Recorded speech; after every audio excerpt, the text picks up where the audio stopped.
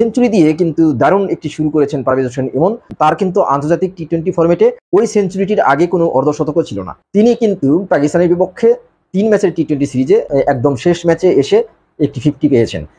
এই ম্যাচে মোহাম্মদ হারিস কিন্তু পারভেজ হোসেন ইমনকে মনে করিয়ে দিয়েছেন, যিনি কিন্তু তরুণ টপ অর্ডার পাকিস্তান দলের, এবং তিনি কিন্তু বাংলাদেশের বিপক্ষে একটি সেঞ্চুরি করেছেন।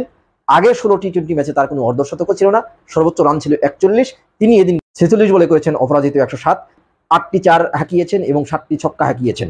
এটি কিন্তু পাকিস্তানের পক্ষে আন্তর্জাতিক টি-20তে সপ্তম সেঞ্চুরি, যার মধ্যে 3টি একাই করেছেন বাবর আজম, বাকি 4টির মধ্যে একটি করলেন মোহাম্মদ হারিস, বাকি 3টি হাসান নওয়াজ, মোহাম্মদ রিজওয়ান এবং আহমেদ শেহজাদের কাছ থেকে কিন্তু সেঞ্চুরি পেয়েছে পাকিস্তান দল।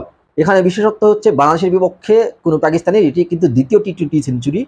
আহমেদ শেহজাদ 2014 সালে বাংলাদেশের বিপক্ষে প্রথম টি-20 সেঞ্চুরি করেছিলেন এবং সেটি কিন্তু ছিল পাকিস্তানের পক্ষে আন্তর্জাতিক টি-20তে প্রথম সেঞ্চুরি। 11 বছর পরে পাকিস্তানের আরেকজন ব্যাটার বাংলাদেশের বিপক্ষে কিন্তু টি-20 সেঞ্চুরি করলেন। এখানে আরেকটি বিশেষ ব্যাপার হচ্ছে মোহাম্মদ হারিস কিন্তু মাত্র 45 বলে সেঞ্চুরি করেছেন, যেটি পাকিস্তানের পক্ষে দ্বিতীয় দ্রুততম সেঞ্চুরি।